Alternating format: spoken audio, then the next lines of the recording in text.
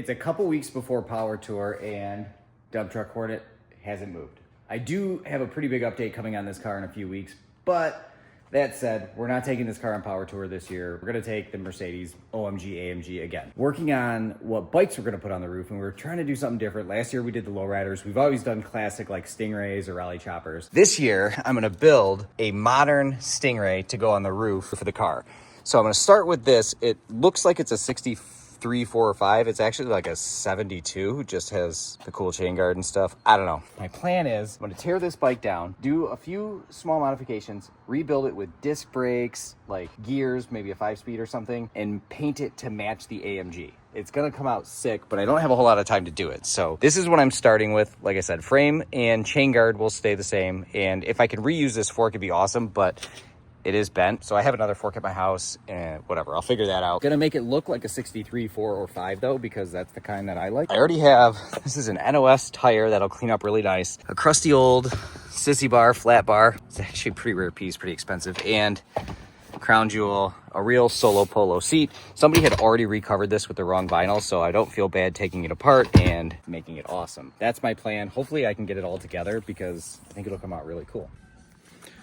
All right, so I had initially looked on eBay and tried to find all these parts, and then I was walking around Walmart and saw this. So this thing has disc brakes, threadless stem, 7 gears. Like, it is the ultimate donor bike. So I think what I'm gonna do is just buy this thing and cut this off, get it welded so I have the disc brakes. Same for the back.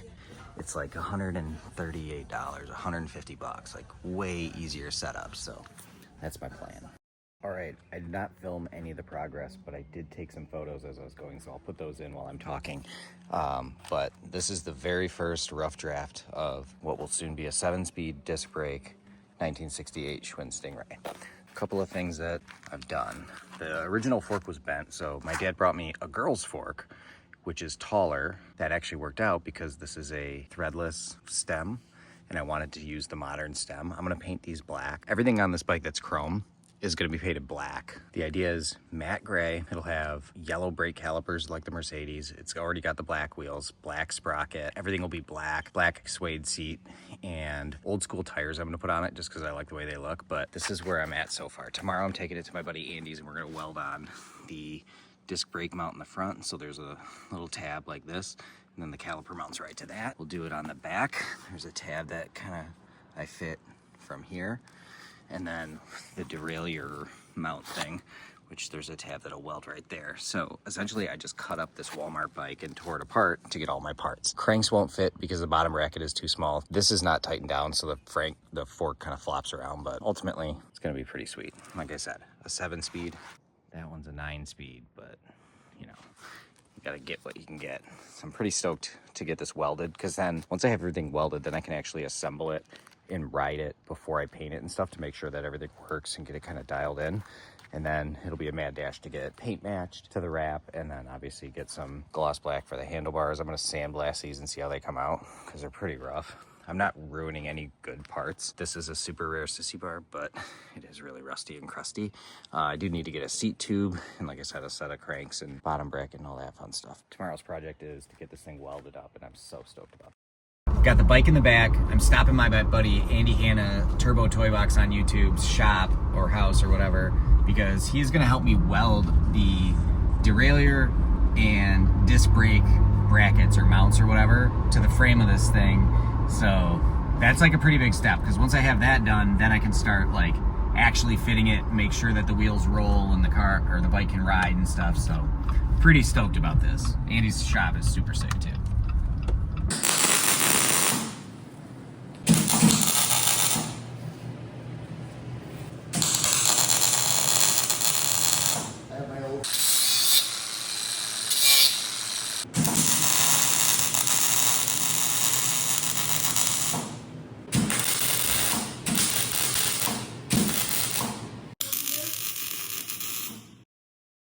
All right, so we've got pretty much working disc brakes now. This guy is on there, the bracket, perfect. What I can only assume will be a working derailleur with this, or derailleur, whatever the hell they call it, with the 7-speed, and a working front disc brake.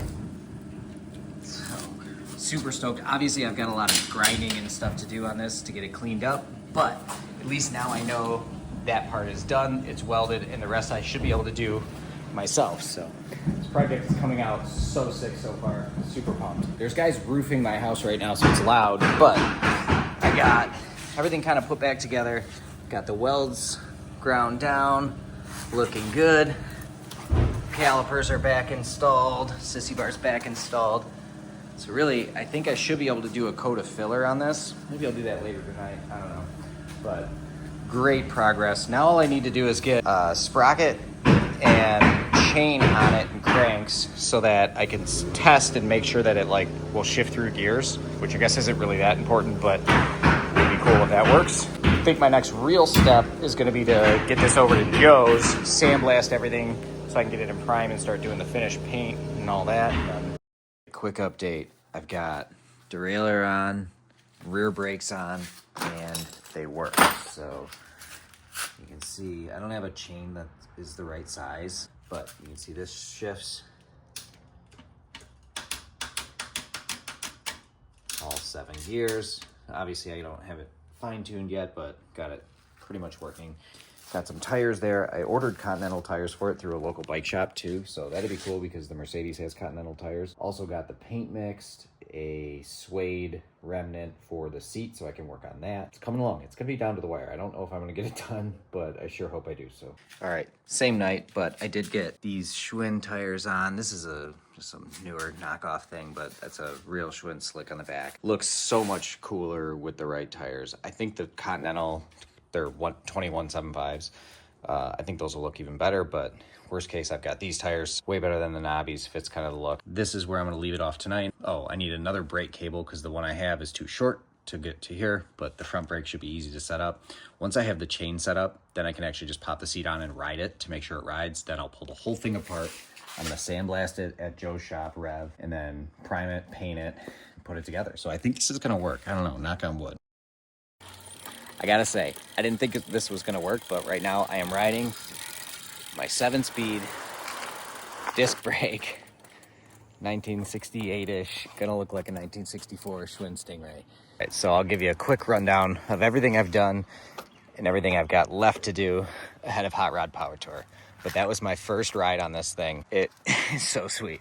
I had bought that bike from Walmart for like 140 bucks. My buddy Andy helped me weld on the brackets I cut off the frame for the derailleur thing, and then also for the disc brake, front and back. Couldn't get the BMX sprocket to work and cranks, so I just took the ones that came with this bike, put them on, and had a little trouble with the chain, got it figured out, because these gears are like a different pitch than this gear, but this chain has enough slop to it that it doesn't matter. So now it's got a 7-speed setup, and the shifter does need to be adjusted, but I mean, it's pretty close to perfect already. So from here, I'm gonna tear this thing all the way down. Gonna sandblast the frame, fork, handlebars, seat posts, basically everything except for the wheels. And anything that's chrome is gonna get painted black. Frame is gonna be gray like the Mercedes. I'm even gonna do the brake calipers in lime yellow. Ideally, this thing will be ready for power.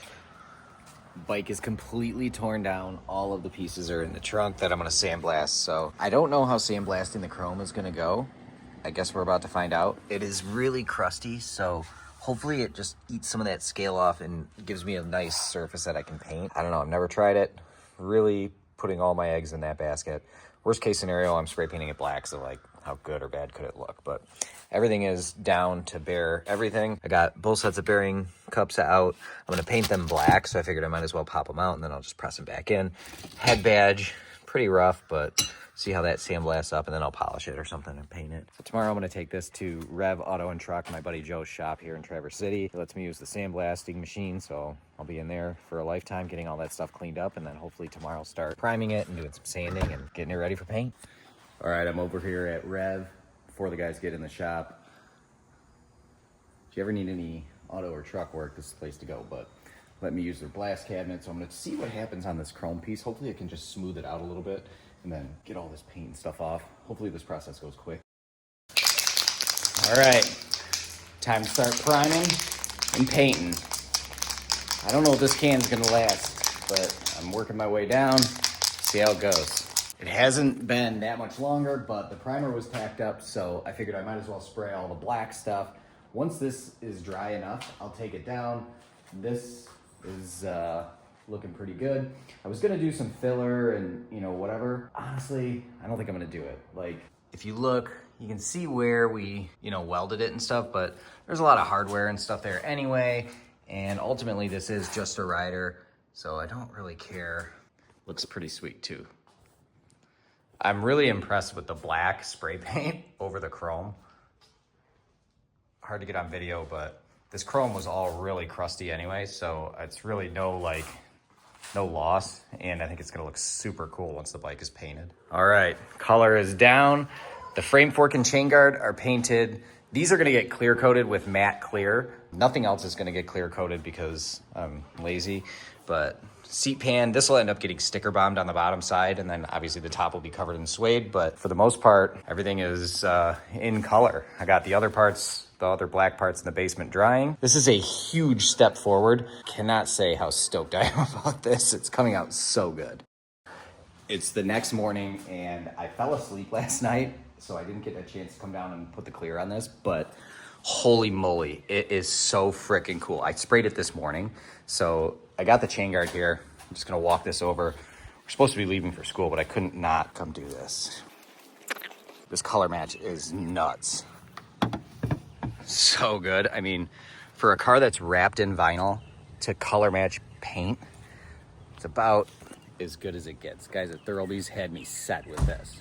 So fired up to get this thing assembled. I wanted to get the clear coat on because I wanted it to have a lot of time to dry, but I have some decals I'm working on to go on the chain guard and fork and everything. So hopefully I can get that artwork done, get those cut out, and then put a layer of clear over them. Don't know that I'll be able to do that though. Maybe I won't do that. I don't know, but super stoked all around. It's done, mostly. The bike I've been building to match this car for HotRod PowerTour that starts, I leave for it tomorrow, is finished. I haven't really filmed the final steps, but I've got it on the roof, and I'm gonna head over to Haggerty Cars and Coffee this morning. It's kind of an annual tradition for me. Before HotRod PowerTour, I'll put a couple of bikes on the roof and go to Cars and Coffee, and then the next day with those bikes, I'll leave. Last year I did it with different bikes because we had the lowriders and they were at my dad's house.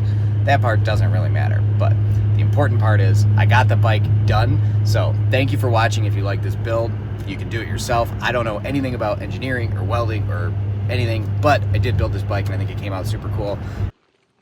Here is the mostly finished product of what I am calling OMG bike, which is the 1965-ish themed, but actually a 71 Schwinn Stingray.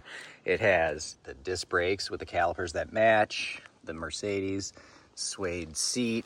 I even did the decals in black. A couple of few things I gotta do, like get hardware to bolt on the chain guard and stuff, but overall, could not be more happy with how this thing came out. It's such a cool thing, I think.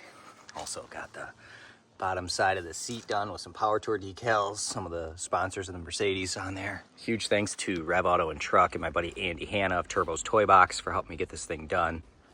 Now, put it on the roof, head south, and hit HotRod PowerTour 2025.